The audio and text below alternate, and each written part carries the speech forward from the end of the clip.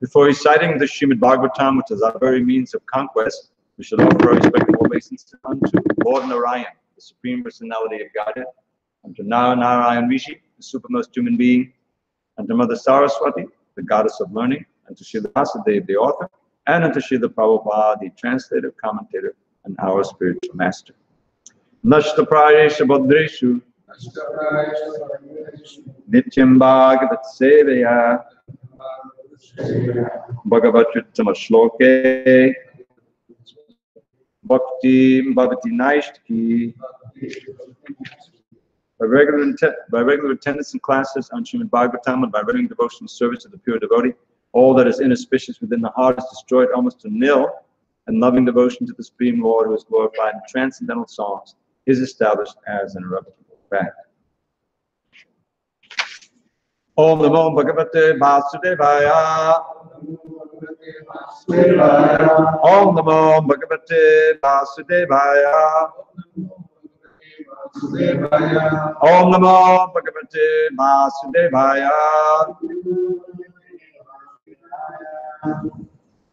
On this 14th day of October 2018 in Phoenix, Arizona, we're reading from Srimad Bhagavatam, translation and commentary by His Divine Grace A.C. Bhaktivedanta Swami Prabhupada. We are in Canto 3, Chapter 26, Fundamental Principles of Material Nature. Text number 2. Everyone has a book or a device, except the book. Can you look on? All right. Jnanam nikshe sataya Purushasya darshanam Yadahu varnaye tattute Vidya granti bhedanam Jnanam nikshaya sathaya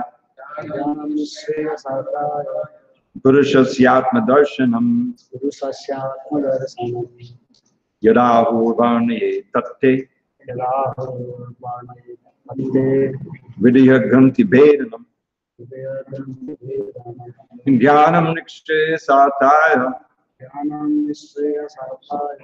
Purushasya darshanam Yadahu varnaye tatte Vidya granti bhedanam Jnanam nishreya sathaya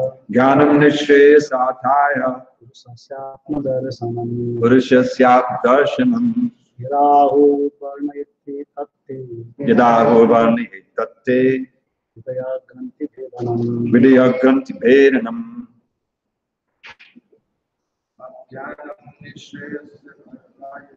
Jnanam nikshaya sathaya Purushasya darshanam Yadahu varnaye tatte Vidya granti bhedanam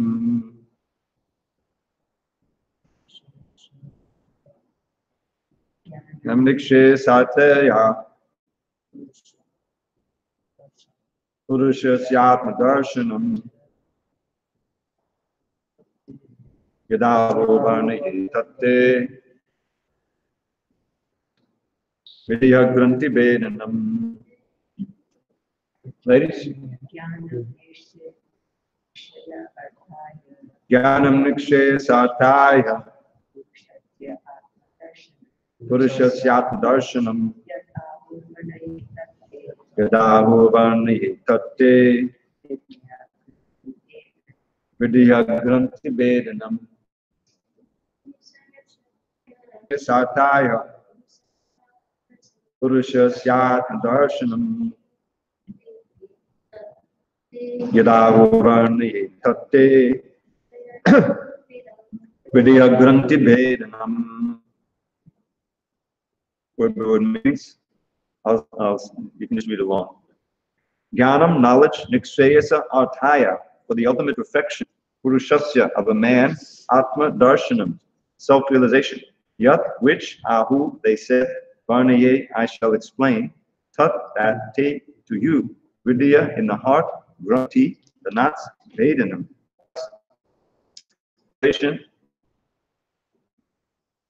Translation. Knowledge is the ultimate perfection of self-realization. I shall explain that knowledge unto you by which the knots of attachment to the material world are cut. Report. It is said that by proper understanding of the pure self, or by self-realization, one will be freed from material attachment. Knowledge leads one to attain the ultimate perfection of life and to see oneself as he is. The Shvetashvata Upanishad 3.8 also confirms this. Tameva vidadvati mrityumeti. Simply by understanding one's spiritual position, or by seeing oneself as he is, one can be freed from material entanglement. In various ways, the seeing of oneself is described in the Vedic literatures, and that is confirmed in the Bhagavatam, Purushasya Darshanam, that one has to see oneself and know what he is. As Kapila Dev explains to his mother, this seeing can be done by hearing from the proper authoritative source.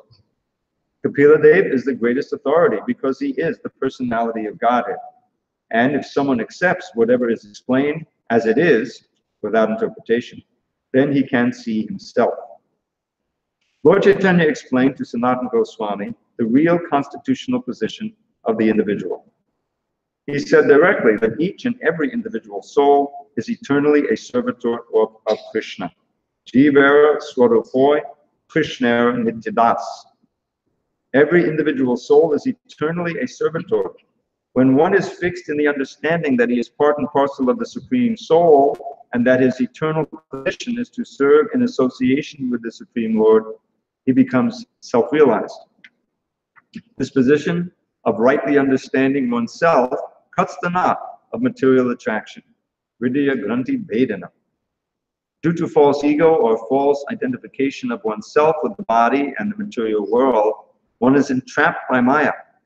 But as soon as one understands that he is qualitatively the same substance as the Supreme Lord, because he belongs to the same category of spirit soul, and that his perpetual position is to serve, one attains Atma Darshanam and Hridaya Granthi Vedanam, self-realization.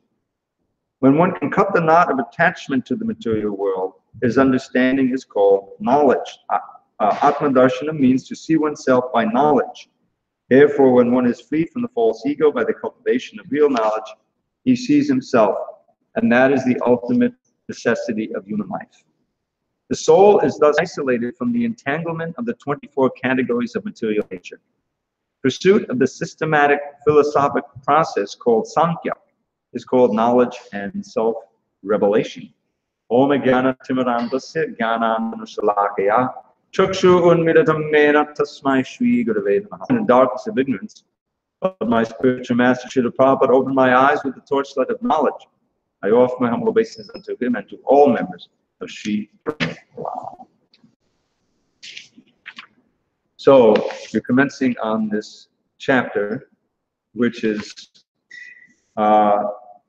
really what a devotional Sankhya is all about. The previous chapter, Lord Kapila Dev, is called the Glories of Devotional Service, and he made there's no confusion about what the conclusion of that chapter is that ultimately we are meant to be servants of Krishna. Within that chapter, he has what is called, what I call, the Sadhu Sangashtaka. There are 8 verses, beginning practically at the beginning of his instruction to his mother. And in that section, he glorifies the importance of associating with pure devotees for the very reason of the same idea of purifying our heart of these material attractions. Very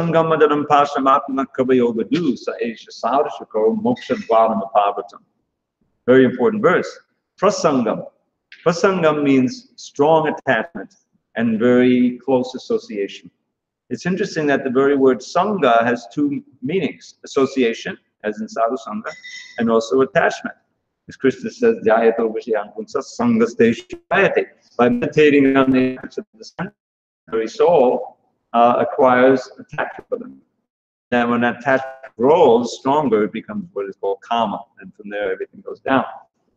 So how to purify the heart of this material attachment? And here the metaphor is being used as knots. Living in this material world, in the conditioned state, we are tying these knots one after another. Because the living entity, without any understanding of Krishna or himself as a servant of Krishna, we become immersed in thoughts of this material world with the materialistic mind.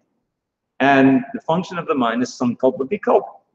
Sankalpa is doing something that you think will improve your pleasure or your safety or something. And vikalpa is negating something. It's sankalpa vikalpa. The mind is always judging. Oh, this is very interesting, and it blocks out everything else. And this I want. Oh, this is very fearful. Let me run from that, and it blocks out everything else. There's two sides of the same coin, you see. So the whole point is to train the mind. The mind has been developing these gruntas or these knots since time immemorial. They develop by our association and by our experience of the pleasure. It's just like an addict, you know. Somebody is going. It's not like. So maybe you can close that door.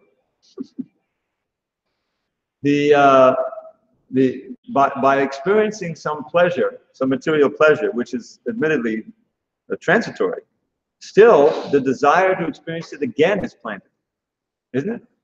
This is the advertisers know. Somehow or other to induce you to buy the beer or whatever it may be, right?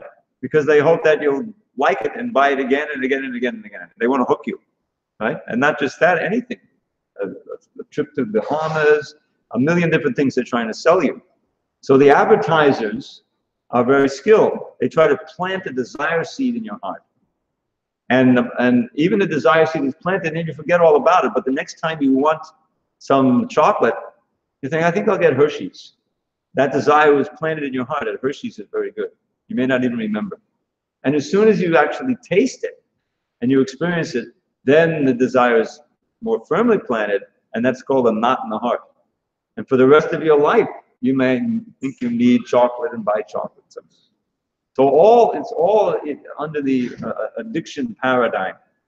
And in fact, I like to point out, you know, because in the 15th chapter of Bhagavad Gita, Krishna has a nice few verses at the beginning, near the beginning, about transmigration.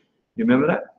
And one of the verses he says, well, after the living entity, conditioned soul, gets another body, he is Shrotram, Sparshan, Chakshu Sparshan, I forget the Sanskrit. He says he gets another kind of ear, eye, tongue, taste, so forth, grouped about the mind, and then Vishayanupasevate, that's the last line of the verse. Vishayana, the object of the senses. And upasevate means to engage with or to serve.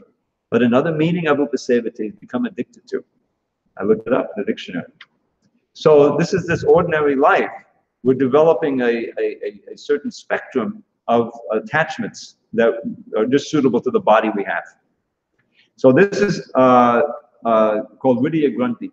And in the human form of life, we can cultivate knowledge, which for the purpose of achieving the ultimate good, nikshayasa, and we can see ourselves as we really are, and by that knowledge, the knots in the heart can be cut.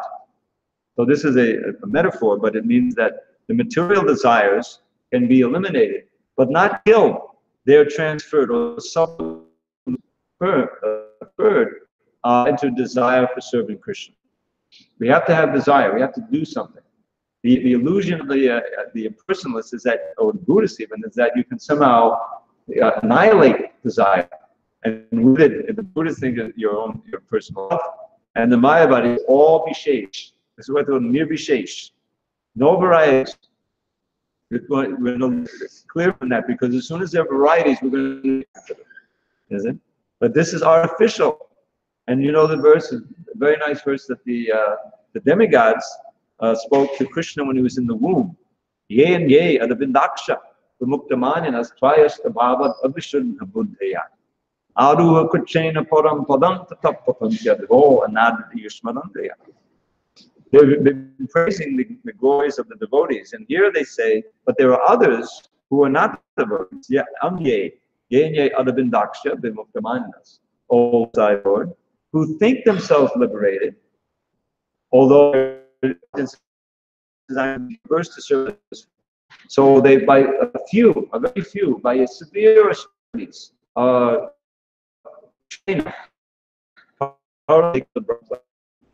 because they haven't formed and they're not fulfilled to enjoy a relationship, it's artificial. They eventually fall down the hole because they don't try to serve your Lord's feet. So the process of devotional service is scientific in that it doesn't repress the senses and the urge to do things and to know things and to speak and all of these functions that we have, but it purifies them. That we dovetail those functions in the service to Krishna. Now here, it's interesting that he's saying by this knowledge that he's going to describe in the previous verse, may mother now dive into the different categories of the absolute truth, knowing which any person can be released from the influence of the modes of material nature. So Purusha Prataya Gunai, material nature from the modes. So what the idea here is that these are all part of the energies of the absolute truth. Understand Krishna means not just understanding how he converts with his friends in the forest. That's certainly the ultimate goal. All of the wonderful detail of the pastimes in Goloka Vrindavan. That's fully manifested by Krishna's internal energies. And we need to know that this is all Krishna's energies and his expansion working. But we also have to know, what about our situation here? What kind of energies are we in and how they work? This is called Sankhya. How it came to be, we're going to learn how the false ego is the interface between the spiritual and material world. Our misidentification is an entity separate, then it leads to our identification with the material bodies one after another. That's the false ego. So here, Atma Darshanam, Purusha Atma Darshanam, means to actually see yourself as you really are. Now I can't resist bringing up the point again that I brought up last night. The theme is there from the beginning of Bhagavatam. In the first canto, we have these very important instructions on Dharma. The living at the sages in Naimisharanya want to know how can the conditioned souls in this age act? What can they do? What Dharma can they perform? So they'll be superseded, so they'll be fully satisfied. And so it begins instruction. Sutta Goswami praises the question, very nice. Because it gives the benefit for the whole world. The answer. And then he says very distinctly, Savai Pongsan Paro Dharma Yato Chajit. Now here's how the soul can be fully satisfied by Dharma, which pure devotional service to what Hokshaja, the transcendental Lord. And then he makes the third line very key. It must be unmotivated, no material motivation, and uninterrupted. And then it will fully satisfy itself. So then he goes on and basically comes to the point of saying that one has to hear. By hearing from the pure source, Krishna, one will develop the detachment from that. You'll develop a sort of remembrance. Anudyasina. Anudya is like dhyana, a sort of remembrance. Karma granti bandhana. This is Vidya granti vedana, the same idea. And with that sort of remembrance, one can cut the knots in the heart. But has to get the remembrance by hearing, and in hearing you have to have an attachment to hear. How does one get the attachment or the rati for hearing Krishna? Does anyone know the answer? How does one attain that attachment? Shushusho Shadananasya Vasateva Katarashi Syam Mahasevaya Vipra, serving the Mahatmas, Punyatirtha Nishevana, who are themselves places of pilgrimage. So what's the first service that you perform for the Mahatma? To listen, to hear. That's a very important. When Prabhupada started this movement, he finally found an audience to hear. Just hear the holy name, Hare Krishna, Hare Krishna. And some of them chanted and become purified, and they're really interested to know about Krishna. Who is this Krishna whose name I've been chanting and I've been feeling so blissful? Why? And so that inquisitiveness, Tato Brahman Jigyasa,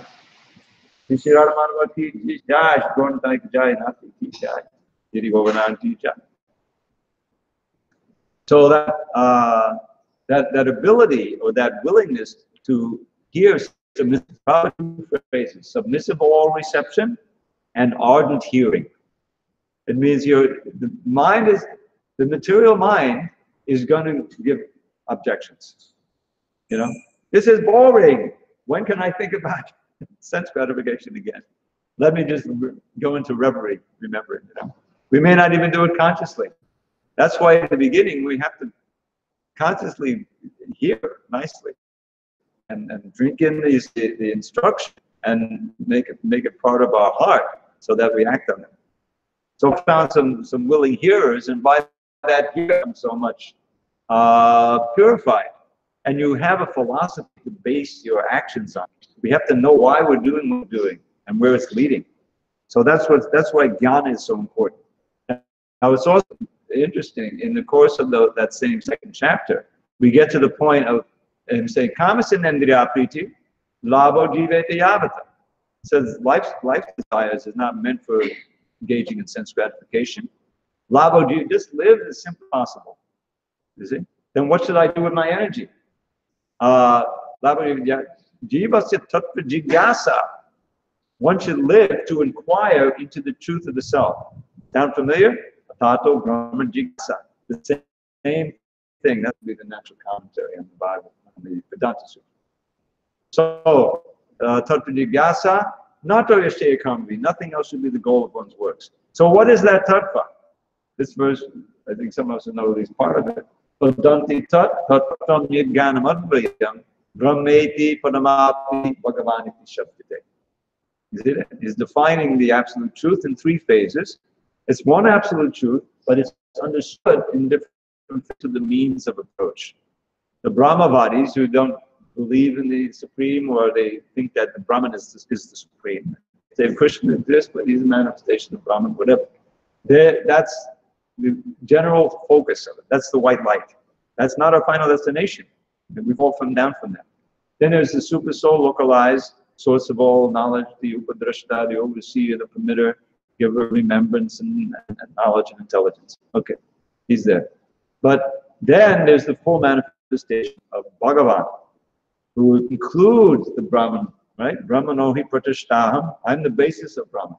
And it is that expands that super soul in every heart. So the ultimate truth is Krishna. But it's interesting that he says, Vedanti tattvam jnanam. He calls it jnana. You see? This absolute truth is ultimately called jnana. Jnana has different meanings, and that meaning is coming out here. Jnanam doesn't mean I know. I know something. Okay, that's one kind of jnana. I know certain facts. That's a kind of jnana. But we want to graduate to vijnana, realization. I may know, but I just know that Krishna, and I know Krishna said it, but I haven't really realized it personally. I haven't seen my soul. I haven't,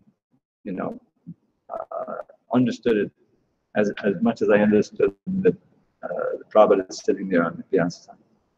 So this jnana can also mean consciousness, the supreme state of consciousness. Obviously, jnana and consciousness are very closely aligned. So here that word is being used. Jnana and sarta in both ways, because we have to know this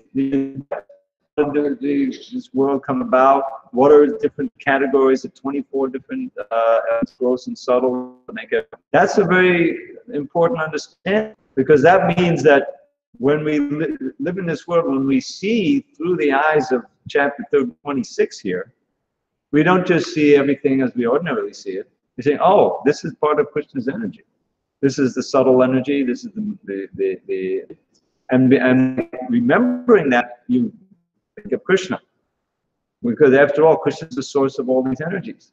That's the point in chapter 7 Bhagavad Gita, where the first step in vision, I am the light of the sun and the moon, I am the taste of water, I am the fragrance of the earth. So when are we not experiencing one or more of those things? We're always experiencing something like that. So that all those should help us remind us of Krishna. This is the whole idea.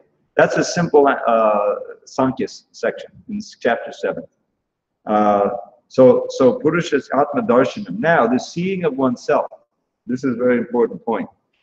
We were discussing last night how at the end of the series, text, we went to text 17, kind of the culmination of the whole thing. Okay, here, what is Krishna doing? How does he respond? Swakata, Krishna, Punya Shavana Kirtan. The word really is there. Again, he's in the heart. So when Krishna understands, he knows everything we're thinking. He understands so nicely. Then from within the heart, he cleanses away the abundras. The abundras and the anarthas are practically synonymous. Lust, anger, greed, illusion, madness, envy, all these latent desires that we've been cultivating time immemorial, they're all cleansed away as we hear, the more we hear and chant. Hearing and chanting go together. When you chant, you should also be hearing, right? We all know it. You chant japa, there's no one else chanting, but you have to be hearing. So hearing and chanting go together. So and then it described the progressive stages. At a certain point, practically everything is cleansed away. There's still something left, but you become fixed. Nice to keep. We chant every morning before class because it mentions Nityam Bhagavata Sevaya, and Prabhupada translated it as regularly attending Srimad Bhagavatam. You know, there's a little joke about this. When this was first revised, the history of the publication of Bhagavatam is, of course, Prabhupada wrote the first canon with him, and the devotees were reading those books. But when Hayagriva Prabhu started seeing it, he offered to fix it up, because the example was "Oh the King." Now that's not proper English. He was fully aware, you know, it's Indian style. "Oh King," not "Oh the King," right? So I can make it right. I said, yes, do it. He encouraged him because he wanted to have more impact on a wider scale. The fact of the matter is that when all the grammar is there, and he said, edit for force and clarity. It's not just spelling and grammar. Edit for force and clarity.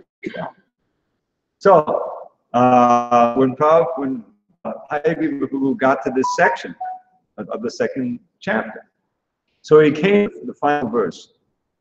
Now, just to run through to that point, as you transition in ignorance, you become fixed in goodness, and you're not troubled by lust and anger and greed so much because you're in nice goodness, nishta, irrevocable devotional service. And then you come to the point of vijnana, evam prasanna manaso, your mind becomes clear, joyful, bhagavad bhakti by practicing bhakti. And tattva vijnanam. This tattva, truth he spoke of before, Brahman, Paran, Bhagavad, Vijnana, you get actual realized knowledge. Vijnana is seeing, basically. It's a direct perception. And Mukta Sangha Jayate. Now, the Mukta Sangha also has to do with cutting the knots. Means that because you're free of attachment. You're free of attachment to the material world. That's real mukti. So, and then the last verse is very close to this idea, Hridaya Granthi Vedanam. So we'll just explore that for a minute. So that's describing the benefits of this whole process. Vidyate vigrantis. That's the first line. The knots know how to cut. All your attachment. Chidyante sarva sankshaya. Chidyante also means to cut. All of your doubts are cut to pieces. No more doubts. Your faith is very strong and or cannot be moved. Faith in Krishna. He is the Supreme Personality of Godhead. I'm His eternal servant, and the process of devotional service is taught by my. This is the way to go. That kind of faith there, no doubts. And then, when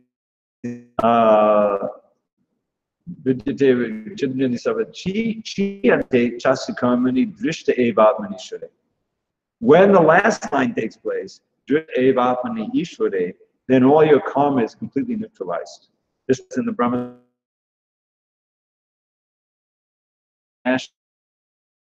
Karma, so that bondage of karma is eradicated. You're ready to go back to God. So, but the last two lines. Now, this was mystery in the English to this very day. If you look at the first, because what Prabhupada originally wrote is that when one's karma is eradicated with the seeing of oneself, the dominating factor. Those are practically word for word. For the word Ishwara, the word for word was the dominating factor. And the dominating factor is God, Ishwara, or Parameshwar, right? Use that phrase. All right, the dominating factor. But then he says the seeing of oneself, the dominating factor. When you say oneself, small s, this was a mystery to the first logically. So the first thing he did that dominating factor phrase, and he said the master. Because in the last paragraph for the purpose, for God in the heart, right? That's what it's about. But about oneself. So he changed that to see the self, as the dominating factor. And this has puzzled the devotees since time immemorial, let's say 40 years, 45. Because we have a convention at ISKCON, you probably noticed if you read books, that all that is the individual, and the big S self is the super soul. We changed a few of those with Dita over the years. That's another story. So, it can't be the self as a master. So one self, so he made it the self. But that's still like, that makes sense. One sees the self, the super soul, as master. That makes sense. But that's not what Prabhupada wrote. That's not what he meant. What he wrote is oneself. So we have to think about that. And the mystery is solved as soon as you investigate the purport. We have to remember Prabhupada is explaining its translation in purport. So what he says, the first sentence, practically verbatim, direct experience of the supernatural truth means seeing oneself simultaneously. Now that experience of the absolute truth is coming from the previous translation, whereas Tattva Vijnana, you see. So now we have Prabhupada saying, oh, one sees oneself and one master. He's seeing the Supreme Personality of God. And that's confirmed in the last paragraph where he says one sees one's master. So the soul, realized soul, sees his master, Krishna, and he sees himself in his Sarup city. He sees himself not just as a dot of light, but he sees himself in his spiritual form and his activity. That's real ultimate truth. So therefore, the translation will now read, one sees oneself and one's master. Pretty clear, right? And all it took is the and in there. Now that and may have actually fallen out. These books were produced in a very crude manner in the early 60s, Delhi and Vrindavan. They didn't have computerized typesetting machines or anything. It was all. And words sometimes upside down, sometimes they fell out. That word and is the key. And it's very much revealed by Prabhupada's purport. So this is the adventures in entity. Some will change, explain why. Does anyone think that it should stay at head scratcher? One sees oneself, the spiritual self. Anyway, thank you. So let's see. How late does the class come? 8:15. Okay. So let me just run. I'll take 1 or 2 minutes to go through the purport. So when can we free material attachment? So knowledge, real knowledge, Vijnana, leads to detachment. That's why Vairagya Vidya, Vidya Bhakti Yoga, this verse about Vairagya and Vidya. Krishna came, to teach knowledge to himself, characterized and infused with knowledge and detachment. By knowledge, just like how many lectures did Prabhupada give about what is the body? The body, is really just a bag, little things inside. So why are we attached to it? When you think of it that way, if you actually think of it, which is reality after all, that's knowledge. How can you be attached to this body or any other body? It's obviously Maya. There's so much for maintaining as you get older. Look, I can inject a little toxin into my face called Botox, right? And that way I'll lose my wrinkles. And I'll also lose my ability to smile. Did you know that? Because you get frozen, But at least I'll look younger. Oh, no. Now we have a new thing to sell you. You can actually get those wrinkles without that. So much effort to maintain the illusion. But it stays in just a bag. What is it? Yasyatma buddhi kunape tridatuke. Kunape means bag, it also means corpse. You know? So someone who is identifying himself, here when Purusha Satma Darshan, real self, or one who is say Yasyatma buddhi kunape tridatuke, that I am this corpse full of these mucus, bile, and air, then what does Krishna say intelligence is like? An ass or a cow. Remember? At the end of this verse, he says, who thinks this way, who thinks my house, my wife, everything are mine, who goes to a place of pilgrimage to inquire about from the great sages there. Saiva Gokara. He's a cow or an ass. Another meaning of that, because we like the cows, is that he's like the ass who carries the feed for the cow. These combinations can be understood in different ways. But in any way, it's not very nice. You see? So, by knowing that verse, and by knowing this chapter, one will become detached.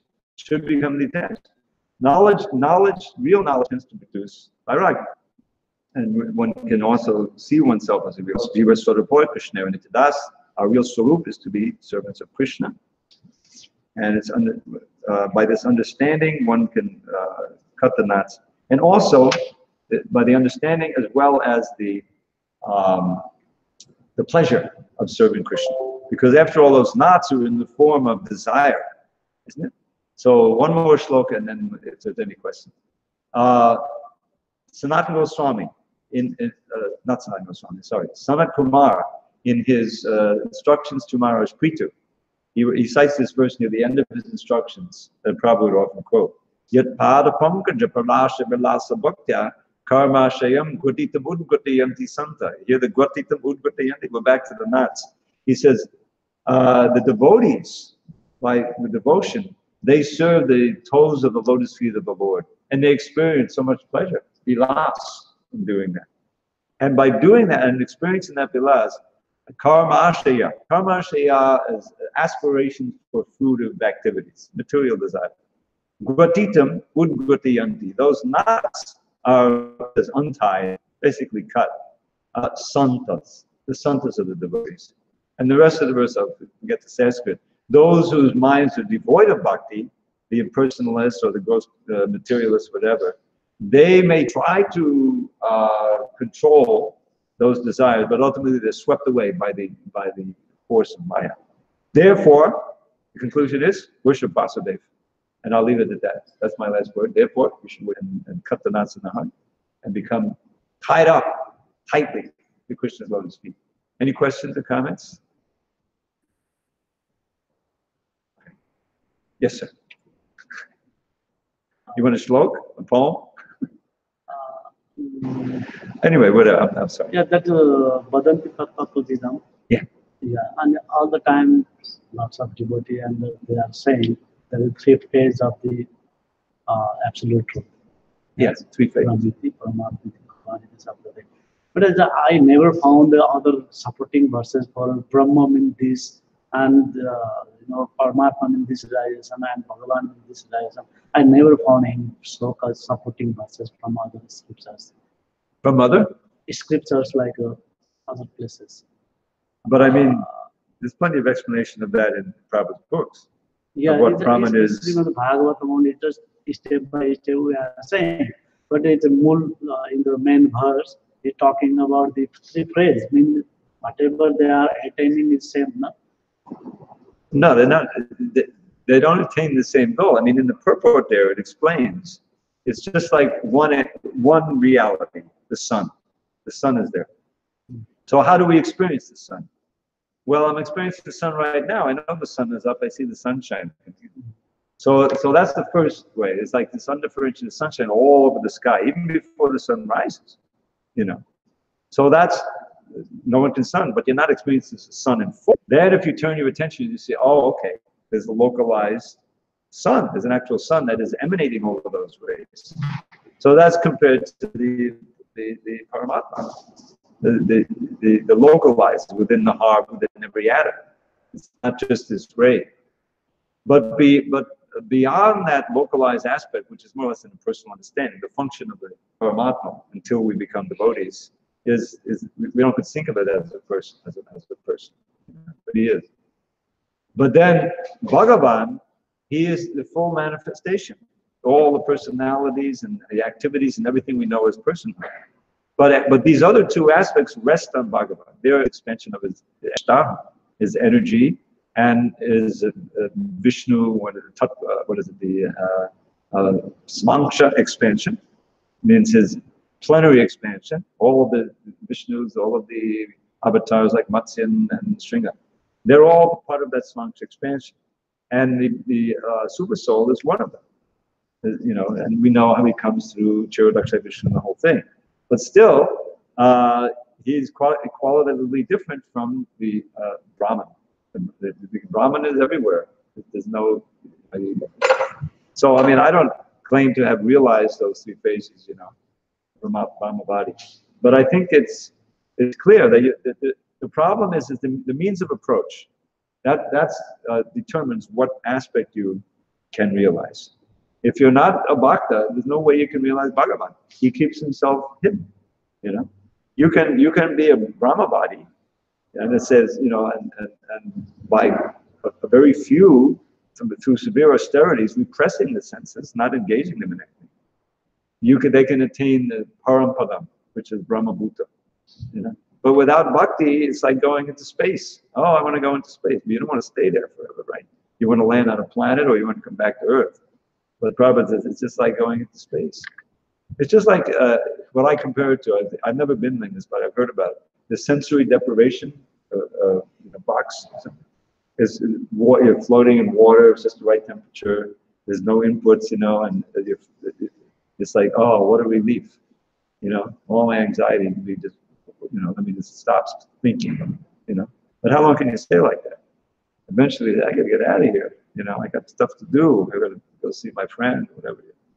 In other words, it's just like that in the Brahman culture. The whole motive is to get free from birth and death and suffering. It's a negative motive. You know, it's fear, really. I fear the personality, because personality means material body. That's the fallacy. And I don't want the suffering. I know the material body is suffering. Therefore, I have to get rid of personality. That's explained. If you read the 4th chapter, 10th verse in the Bhagavad Gita, Vitaraga Bhayakroda, in that purport, you'll find this very nice analysis of what prevents the Raga, Bhaya, and Krodha. Each one is embraced by a different set of people who don't come to Krishna. The Bhaya is the impersonalist.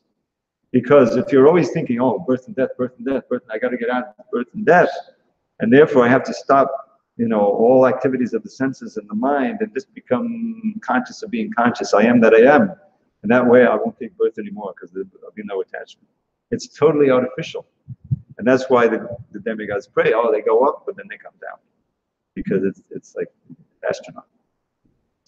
All right, we have to end. All glories to Srila Prabhupada. Thank you very much. I've had a plumbing crisis in my hotel room now for all these years.